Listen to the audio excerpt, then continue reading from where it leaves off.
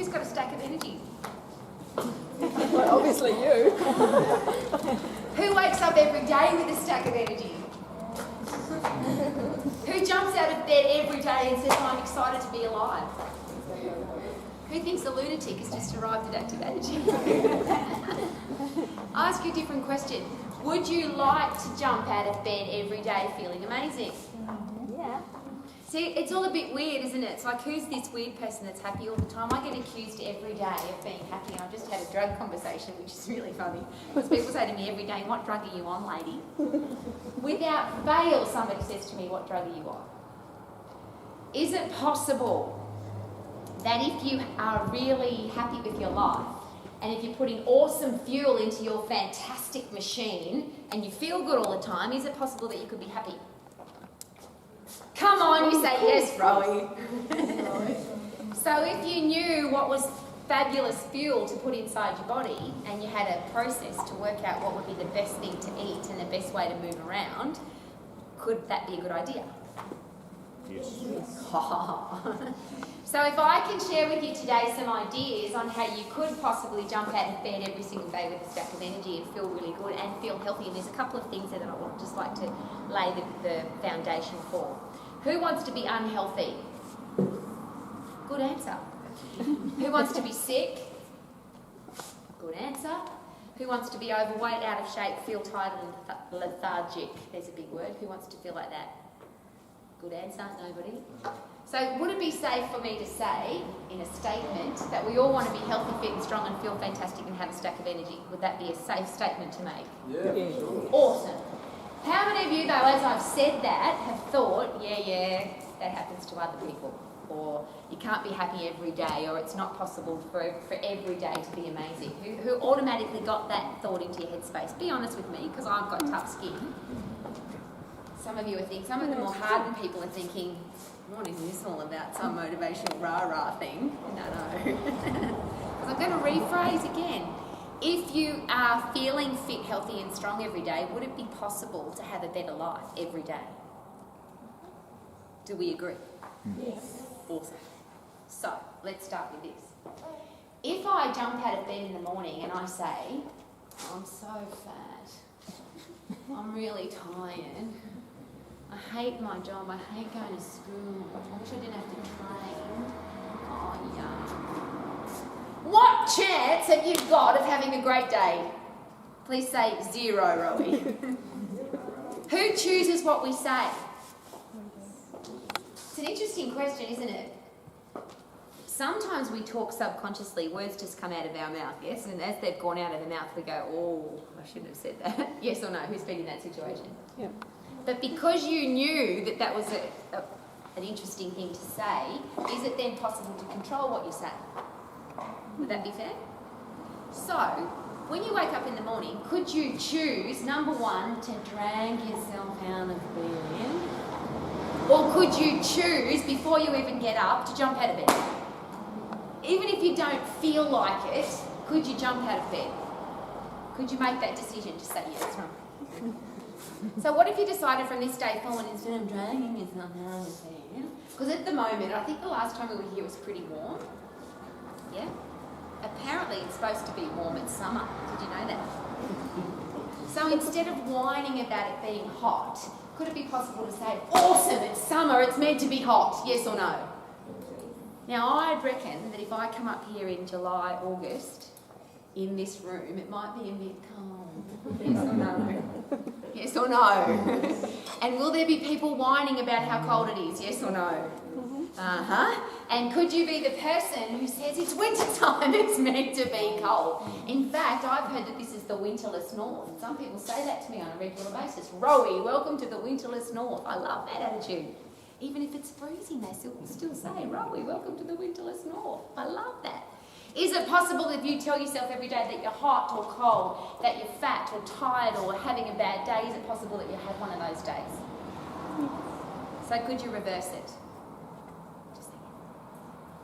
So I'm going to share with you the first verse to my happy little song. Ready? Because it's got 5 verses, my song. Some of you know it already, just in case you've forgotten it. Those of you who weren't expecting to sing, Dale. The first verse to my 5-verse little song, the 5 steps to being happy, healthy, fit, strong for the rest of your life, goes like this. You ready? Be happy, be happy, be happy.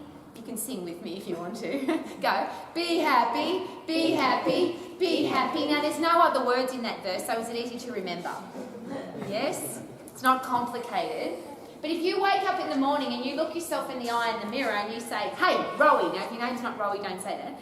Hey, be happy. Could that be a demand that you make of yourself? Could it be better than saying, I'm tired? So now we've got 2 strategies already. Jump out of bed instead of drag. Look yourself in the eye in the mirror and say, be happy, Rowie, unless your name's not Rowie. Would that be a better start? So the first part of this process is, what if we started looking at life from a more positive angle rather than a negative one? What if we started thinking with the words that we choose? Because here's a great question. If we can choose the words that we say, could we choose the words that we're thinking? Because who decides what we're thinking? No one sneaks into your brain overnight and puts negative words into your head. Who puts them in there? If you wake up in the morning and you say, I'm fat, how will you feel today? I'll ask them, it's interesting with athletes because men don't usually get this and athletes don't usually get this, but I'm going to throw it out there anyway. Has anybody ever had a fat day? We've just felt fat that day. Anyone ever had a day like that? It's interesting, however, that you can't go from thin to fat in 24 hours. Just lay that out there. So you can't be looking in the mirror one day and thinking you look pretty good, and 24 hours later you look in the same mirror and you're fat. However, I will ask most of us women in the room, I don't know what goes on in men's heads, but I'll ask the women, have you ever looked in the mirror one day, looked pretty good, looked in the mirror the next day and thought, wow, I'm fat? Yes or no? Say yes, Rowie. So that doesn't happen, and I'll give you an example. There are some athletes at the moment, some people in my profession, who are trying to understand how to help people lose weight. But they've never been overweight before. So there's some exercise professionals who are putting on 40, 50, 60 pounds of weight so they can help their clients lose weight. So 25, 30, 40 kilos they're trying to put on so they can help their clients to lose weight. Do you know how hard it is to put on 40 kilos and how much food you have to eat and how long that takes? About 4 months for a lot of these people. So my point being, can you go from thin to fat in 24 hours? Just say no. But where does that happen then? Inside our own head. So what's the most important thing about this whole thing we're doing today? Is it about what we do or what we think about and what we say? I'll rephrase. If we think positively and we talk positively, are we more likely to act positively? Yes. And if we act positively, are we more likely to get a positive outcome? Yes. No brainer. I've got blonde hair and I get that. I get picked on all the time having blonde hair. And that makes sense to me. Do the reverse. If you put negative words into your own head and you think negative thoughts, and now if you are thinking negatively, are you more likely to act negatively? Are you more likely to get a negative outcome, yes or no? Yes. Who gets to choose? Good, I'm glad you jumped because I want you to remember that. So the first verse to this amazing system, to this beautiful little song is just this: be happy, be happy. Sing with me. Be happy, be happy. It's easy, yeah? And I get to choose that. Second verse, second part of the song, second strategy. You ready? I know that you've heard it before, but those of you that haven't, please sing along. Drink more water till you've got clear wheeze. Drink more water till you've got clear wheeze. Go! Drink more water till you've got clear wheeze. Drink more water till you've got clear wheeze. Drink more water till you've got clear wheeze. You like that? Now, how much does it cost? It's interesting, isn't it? Because we argue now about a lot of things, but nobody argues that it's important to be hydrated to drink water. Nobody's going to ever tell you that you shouldn't drink water and you should be dehydrated, will they? Now, they'll argue with where the water should come from and whether it should be filtrated or whether it should come in a plastic bottle or not, whether it should come from Fiji, but everybody agrees that we should be hydrated, yes? Mm-hmm. So what colour's your tinkle got to be? Clear. If it's yellow, what are you going to do? How's the song go? Drink more water till you've got clear wheeze. Drink more water till you've got clear wheeze. As an athlete, would that be important? If you are an athlete and you've got yellow stinky tinkle, is that a challenge for your performance? Just say yes, Rowie. Now, the main part is still not even the physical part, because yes, your body needs to be hydrated. Muscles don't work if they're dehydrated. But what happens to your brain if it's dehydrated? Brain cells are 90% fluid. What do you think might happen to your brain if it's not got enough water in it? That's my definition or my picture of a sultana. Did you get that? This is a grape. You want your brain cells to be like grapes or sultanas? Which ones? Full of water, yes? Not dehydrated. And if your brain's dehydrated, here's the challenge. Will you be able to think positively? If you're dehydrated, what are your thoughts more likely to be? So which should really come first in the song? We should really sing, drink more water till you've got clear wheeze first, shouldn't we? But here's the challenge. If you've got this attitude about drinking water, then it's really boring and I don't want to do it and I don't like it and I'd rather drink Coke, what's going to happen to your attitude about hydrating your beautiful body so it works well? It's not going to be very good, is it? So I'm talking now to the people who are older than us. Our attitude towards food and exercise and drinking water, would that be important for our kids to see? If we're bored with drinking water, if we're bored with eating healthy food, if we don't like to exercise, what are our kids hearing? What are our athletes hearing? I'm going to challenge you guys, and you've all heard this story before, we're going to challenge you again. I was in a supermarket on the Gold Coast and a guy comes up to me, he's quite mature, silver hair, lines on his face, I call them expression lines. He comes up to me, I've never met him before, points at me and he goes, I've got long clear wheeze because of you. Complete stranger, never met him before, in the supermarket. What a great way to open a conversation. I said, awesome, tell me about that. This is the best story ever on leadership for younger people. Because I said, tell me about that. And he said, you came to my son's school and you talked about long clear wheeze. And my son came home, and on your recommendation, we now have a gold star chart at our house, and everybody that lives at our house, their name's on the chart, and every time we do a long clear wee, we get a gold star. And I'm winning, he says. Middle of the supermarket, Dad puts his arms in the air and says, I'm winning because I've got long clear wheeze. Come on, this is exciting stuff. He didn't come up with that information by himself. He learned it off his son from school. Got it? So will everyone at your house be on the gold star chart, and every time they have a long clear wee, they get a gold star? Will my brain work better? You know what he said to me? I'm a better dad, I'm a better husband, I'm a better accountant, because that's what he was. I'm a better footy coach. My life is just better because I've got long clear wheeze. Is that pretty simple? So if you've got yellow stinky tinkle, what are you going to do? Second verse. Drink more water till you've got clear wheeze. Drink more water till you've got clear wheeze. You've got to be excited about this stuff. Come on. Because it's really simple and you all know it. But sometimes you just need to be reminded of it, yeah? Okay, next one. Really interesting. Who likes to eat food again? Really interesting question. How long can you go without eating food? I don't want to know. I love it. I'm really passionate about food. I'm going to do a bit of a research study. How many of you absolutely love food? Like it's a really important part of your life and you get excited about it and you're passionate about it? Hands up. Awesome. So that's this end of the scale. The food lovers. Like it's just, you smell something or you see something and you just go, yummy, I want to have some of that. Yeah? We were talking about Lygon Street in Melbourne. Italian gelati is like, my mouth waters now when I'm thinking about it. I just love it. Yeah? This end of the scale is exactly the opposite. This is people who eat food because they have to, because it's the time of the day or because they're hungry. They have no particular interest in food. It's just, you know I have to eat because otherwise I'll die. Do we have any of those people? Where it's just a thing that you do. So we're all somewhere between there. There's no one there. So we're somewhere between there and I love food. Somewhere along that line. Yeah? Interesting question. And an important question. Is food an important part of our lives? If you don't eat food, what will happen? So for those of us that love food, this is a great argument, isn't it? I have to eat because if I don't eat, I'll die. What a great argument to be passionate about something. If you're an athlete, how important is food? So So let's say I've got, and I'll just use a different analogy. Let's say I've got a beautiful car, and it's got a beautiful sleek body, and it looks amazing, and we look at that car and go, wow, that's gorgeous. How far does it go with no petrol in it?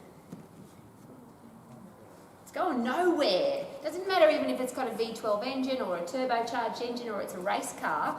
If it's got no fuel in it, how far is it going to go?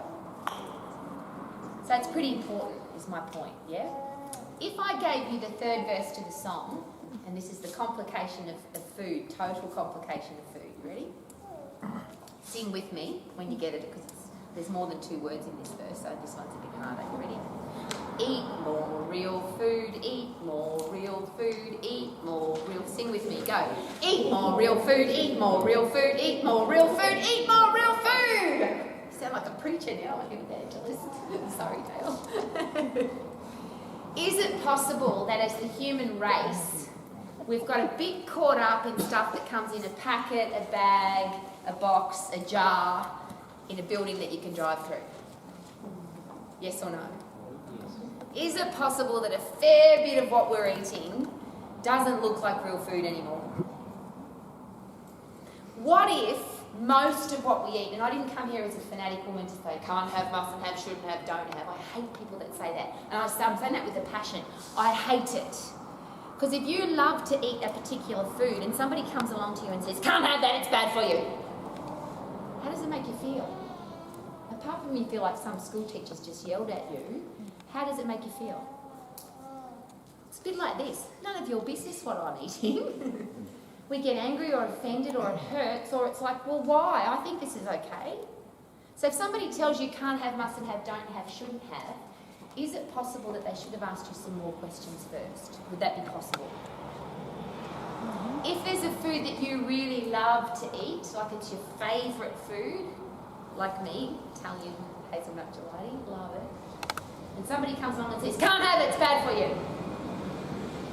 Let's say I believe that person because they're a doctorate of nutrition, or they're a research scientist that has all the information about what's the best food in the world. And I actually believe what they tell me, and I think this is a really bad food, I shouldn't eat it because it's Italian gelati and it's bad for me. But I really love it. What will I be thinking about now? Somebody tells you that you can't have it, and I'm talking to the parents now. If you tell your kids don't do that, what happens? Even if they don't do it, they're still thinking about doing it. I wonder why I can't do it. If there's a food that you really love, I'm asking us all today to please take this on board.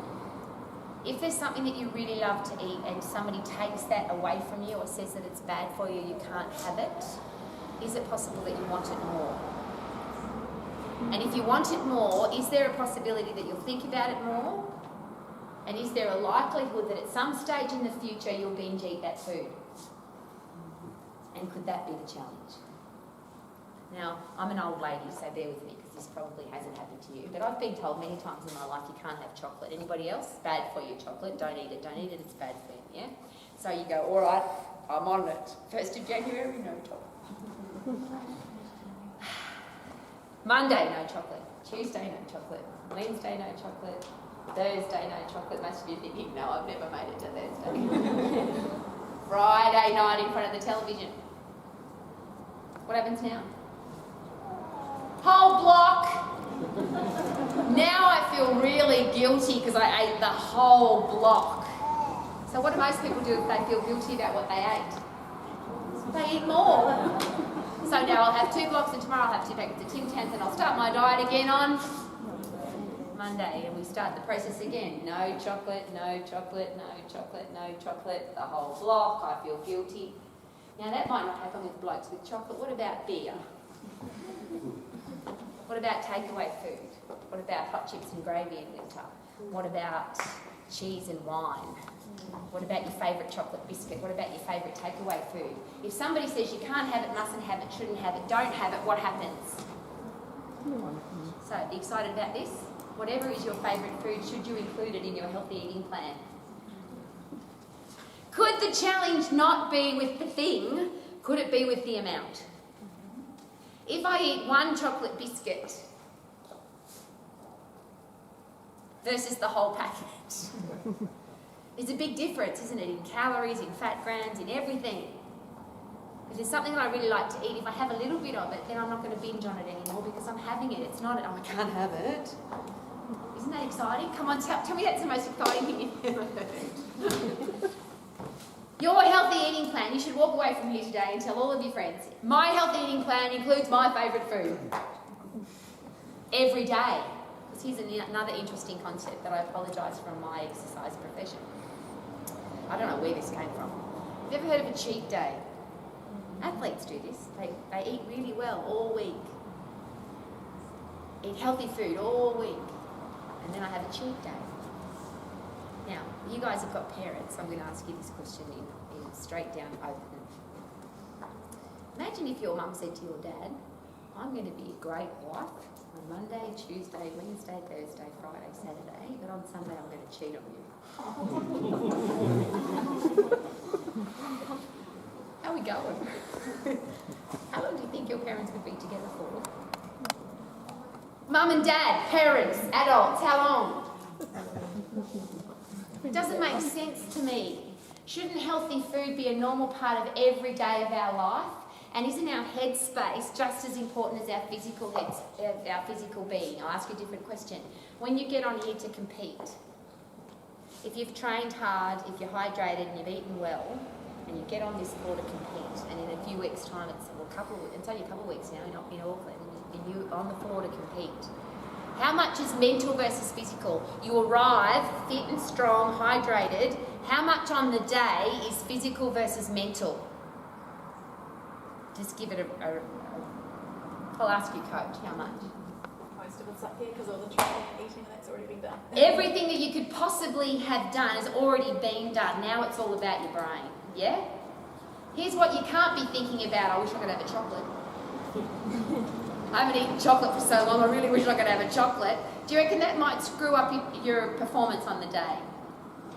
Please say yes. Because I deal with athletes all the time, where the number one challenge in their life is they've been told what they can't have, mustn't have, shouldn't have, don't have, versus food should be a really beautiful part of your life, both mentally and physically. Do you like that? Now, if I eat a bucket of Kentucky Fried Chicken before I compete, how well will I compete? See, but that's a stupid question, isn't it? I'll ask you a different question. If I eat a bucket of Kentucky Fried Chicken over 12 months, that's an interesting question, isn't it? Because it's different. Because your thing might be Kentucky Fried Chicken. If I eat a piece of chocolate versus I eat a whole chocolate cake at the same time, versus I eat a whole chocolate cake over a whole year, is there a difference? So I'm going to go back to that question, is the amount, could that be the challenge?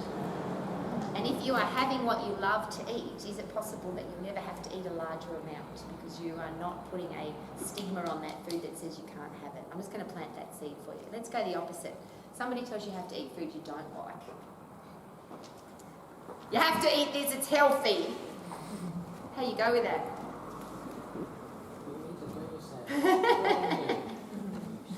Is the challenge not that it's healthy, but that you have to eat it? And what's the reason that we have to eat it? See, if you sit down to and this goes back to what's verse 1, let's all sing it just to remind ourselves. What's verse 1? Verse 1? Be happy, be happy, be happy. Easy, yeah? If I sit down to this beautiful meal and I'm thinking to myself, I want to eat this yummy, big, fresh salad full of vegetables and vitamins and minerals and phytochemicals and fibre, and it's going to make me perform like an athlete and I'm going to win because I eat healthy food. Is that a different attitude than I have to eat this that's healthy? Yes or no?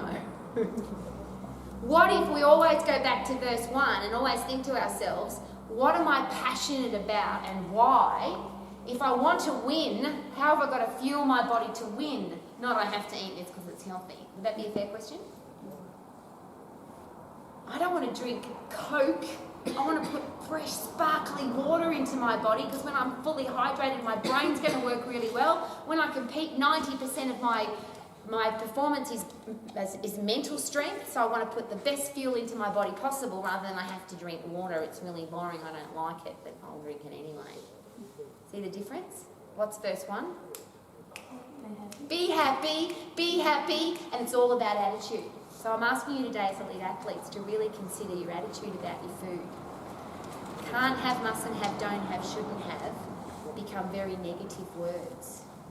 But if you're trying to talk positive about, or if you are talking negative about healthy food, is it possible that it won't be good for your body either? I'll give you a scientific reason. Have you ever heard of, different question. If you are scared of something, or if something frightens you, what do you normally do? Scream? I'm looking for that. Ah! Or, if you're scared of somebody, what would you do? Run away. Now, my husband, who's 20 or nearly 20 times world taekwondo champion, he's not running away. What's he going to do? He's going to stop. So if you are scared, scream. If you are scared, run away. If you are scared, you have to defend yourself. Your body fills up with this thing called cortisol. It's a really important drug, and it's good for athletes because if you get a bit stressed, your body produces cortisol. And cortisol forces you to run fast. It's a hormone it's called the flight and fight drug. So it's either for running or fighting. It's good stuff, yeah? Really good stuff if you have to run or you have to fight. What if you're stressing about, I ate a chocolate yesterday and I shouldn't have, it was really bad for me, I shouldn't have eaten a chocolate yesterday, it's really bad for me, I really shouldn't have eaten that chocolate yesterday, it's really bad for me, and you're feeling really guilty and you're really stressing.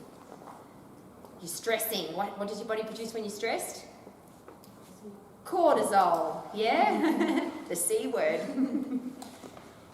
But you don't run, you don't fight. You just stress, you feel guilty, you stress, you feel guilty. Now you've got this stuff floating around in your body that's meant to be burnt off from exercise, and it's not getting burnt off. This is not a good thing to have in your body. So what do we want to avoid? We don't want to avoid stress, we want to avoid it staying in our body. So how do you get rid of stress? Exercise! That beautiful word. As soon as you get puffed, as soon as you train. So if you ever feel a bit odd about your food, or I shouldn't have eaten that, or I feel guilty, or I feel bad about it, guess what you need to do? Just put some happy drugs into your brain. Because when you exercise, when you pump happy drugs through your brain, you get rid of that cortisol. I'm asking you guys to think really carefully about this because too many people get screwed up about their food. And you know what food is? This special thing you get to eat every day. Isn't that awesome? So what's the song? What's the third verse to the song? Eat more real food, eat more real food, eat more real food. Now, when you look at your plate, most of it should look like food. Does that make sense? If there's stuff on there that you don't, and it doesn't look like an animal or it doesn't look like a vegetable, and are there some people that are vegan, vegetarians, don't eat any meat, and they're really healthy and they're great athletes, yes or no? Just say yes.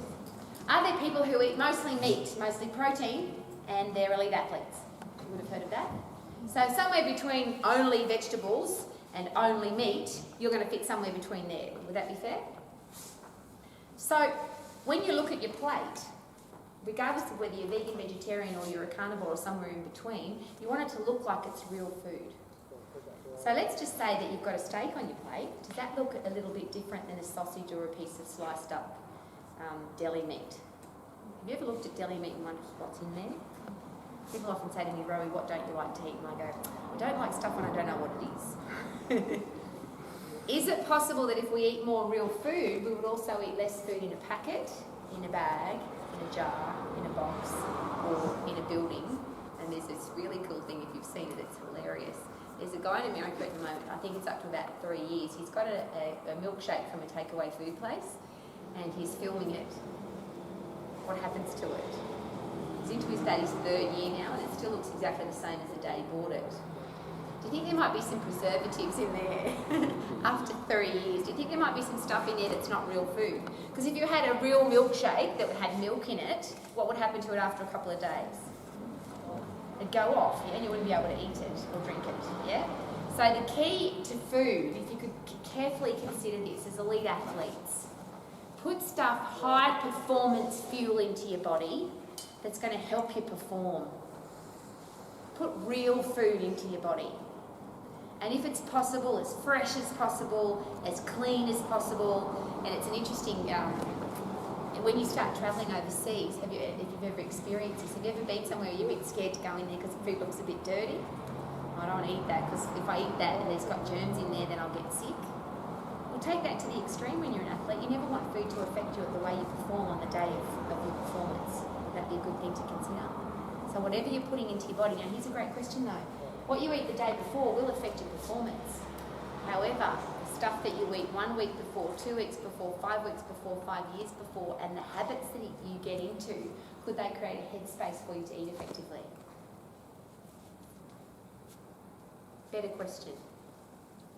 The food that you put into your mouth, that you choose, because there's this interesting thing here, no one sneaks into your bed at night, opens your mouth and forces food into it while you're sleeping. Did you know that? Now, we already talked about foods that you like and foods that you don't like, but could it be really important that we take responsibility for what we put into our own mouth? Would that be fair? I remember very clearly being at school where people, because I was an athlete, I wanted to perform well, and there's people eating what I consider not real food. Oh, Rowie, just have one sausage roll, it won't make any difference. Oh, Rowie, just have this one piece of whatever it was that I didn't know what it was. And people are trying to influence the way I eat. I don't want to do that, do you? I want to be in full control over what I put into my body. Do you have full control over what you put into your body? Maybe you and your mum and dad.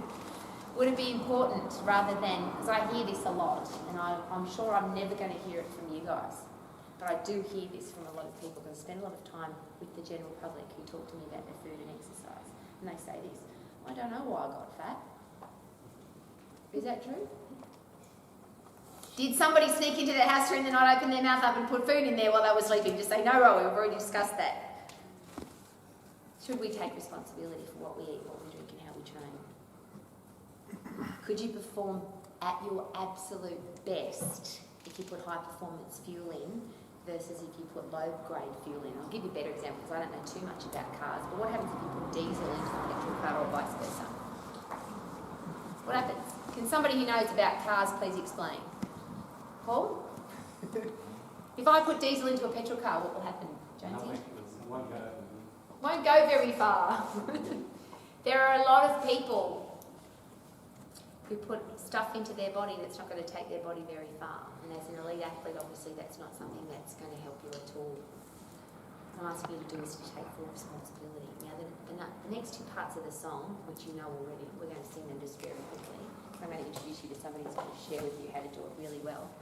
If I do this, do it with me.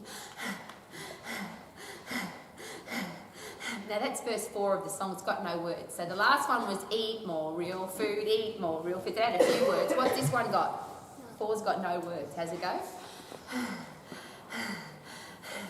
Elite athletes, human beings, what happens when we get puffed? Remember I talked about cortisol? What did you call it? The C word. Now we're going to talk about the H word. When you get puffed, the hormones that pump through your body are what I call happy drugs. Actual drugs that your body produces to make you feel good and perform at your best. So all of you, when you are about to perform, you're going to get puffed when you perform, yes? Just say yes. I've seen you all when you come off, you're really puffed. And when you've just competed, how do you feel? When you've just trained really hard, how do you feel? Good. Now, if just before you were to go on for your performance, you got puffed. Now, we're going to do this even though it's warm in Whangarei in summer. Everybody stand up. One of my favourite things to do. We're all going to put in a really big effort for 11 seconds. There's a reason for that, because 10 seconds, or just under 10 seconds, is the fastest sprinters in the world, yeah? And do we have any of the fastest sprinters in the world here?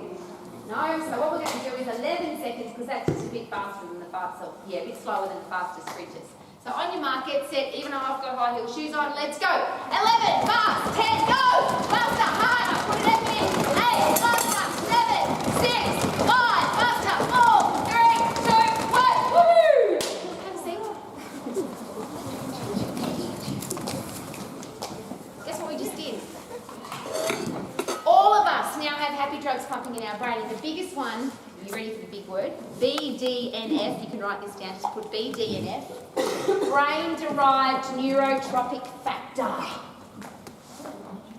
It's a new drug they've discovered, it's a fertiliser for the brain. It opens up your brain cells to learn more, to take in more information. It grows brain cells. I'm going to say that again, you can actually grow more brain cells. So if you've killed off some brain cells from things you've done in the past, you can actually grow them back. Does that sound good?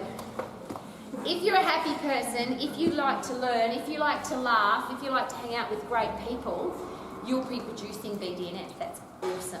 Guess what produces the most BDNF? And it's not exercise though, it's sprinting. You've actually got to get puffed. How long does it take to get puffed? 11 seconds. We're going to do it again. Up we get, go, go, go, go. So I'm proving a point. We're actually not getting puffed to do this either. On your mark, get set, go. 11, go. 10, 9, faster. 8, 7, faster. 6, go. 5, 4, 3,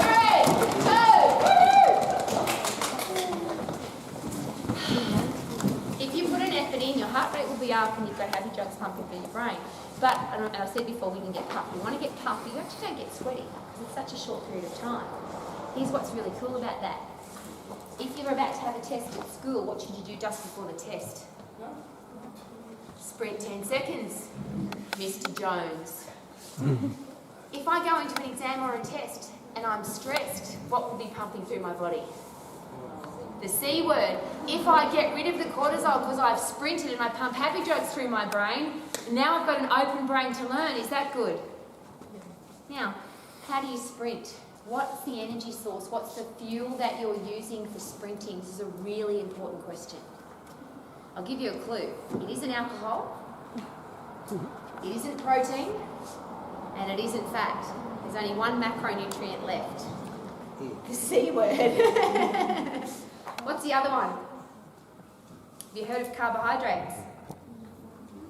Another C word, exactly. Now, carbohydrate is another great word for bread, pasta, rice, fruit and vegetables. Yeah, pretty much stuff that grows in the ground. When you sprint, the only thing that your body can use is carbohydrate. Stored carbohydrate called glycogen, there's another big word, in your muscles, glucose in your brain, glycogen in your liver. When you're sprinting, which is what you guys are doing on a day-to-day basis, because when you perform, it's a really short performance, yes? And you get really puffed. That requires this half a kilo of carbohydrates that we store. And this is really important. How much carbohydrate do we store? 1/2 a kilo. How much? 1/2 a kilo. No, probably a bit heavier than your shoes, maybe. It's not very much, and we need it. And it comes from fresh fruit and vegetables, of course. So I'm asking you please to consider to put the right fuel in, because for your brain to work the best, you have to be able to sprint. And what's the only thing that your brain runs on? Here's an easier word, you ready? Sugar. Because your brain runs on glucose. If you didn't know that, think about what they put you on when you're in hospital. If you've ever had the unfortunate experience of being in hospital, they put you on a glucose drip. Yes? Which is sugar to keep your brain alive. That's what your brain runs on. So when you're performing and 90%, 95% of your performance is your brain, do you need to have the right energy in your brain? Say yes, Rowie. When you're sprinting so that you can pump happy drugs into your brain, you've got to have the right fuel inside your brain. So what I'm asking you to do is really consider what's the right fuel for me to make sure that I can sprint, because when I'm sprinting I can grow my brain cells and I can think more clearly. Now there's some things to think about. Because one of the things I asked today, and I asked the parents this question as well, we all have an opinion about food, about what's good or bad food, yes or no?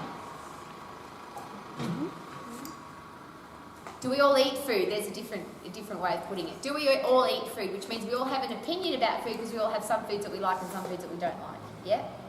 So the big message for today is, if you have a food that you really love and somebody tells you that you can't have it, and you don't have it but you keep thinking about it, what might happen? You'll binge it, or you'll do a cheat day and feel guilty about it, and the whole thing doesn't work.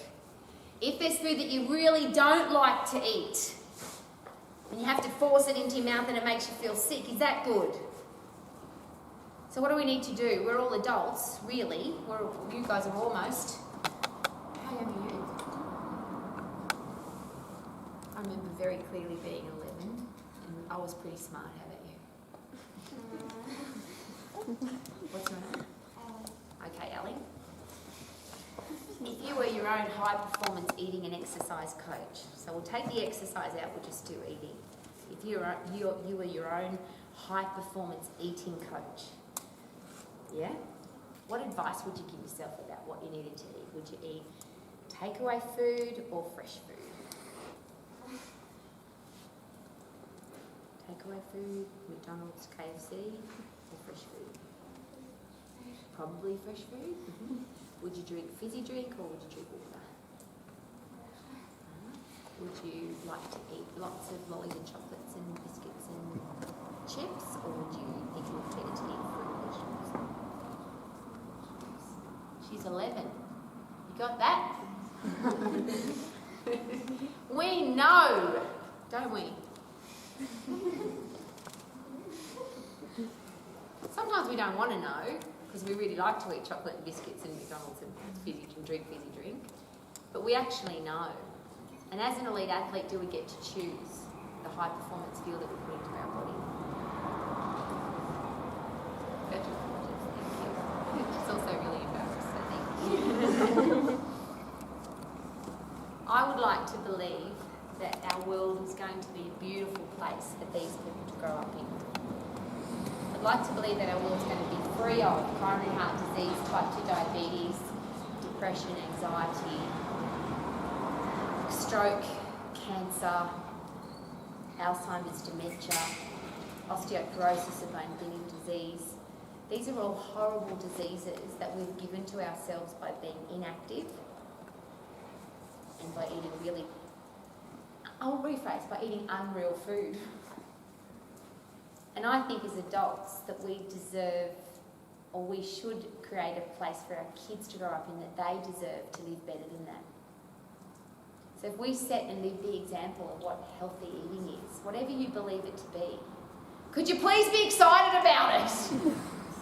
Because a lot of people eat really healthy food, and this happens in my profession. It happens at the gym all the time. People are eating something in a container, and it's like green vegetables and things in there, and they're eating it, and they don't look very happy. And I say, "Are you enjoying that?" And they go, "No, it's disgusting." Well, why are you eating it for? Because it's healthy. What do you think that might be putting into your body? Negative thoughts, cortisol, guilt, stress. If you're going to eat healthy food, how should you eat it?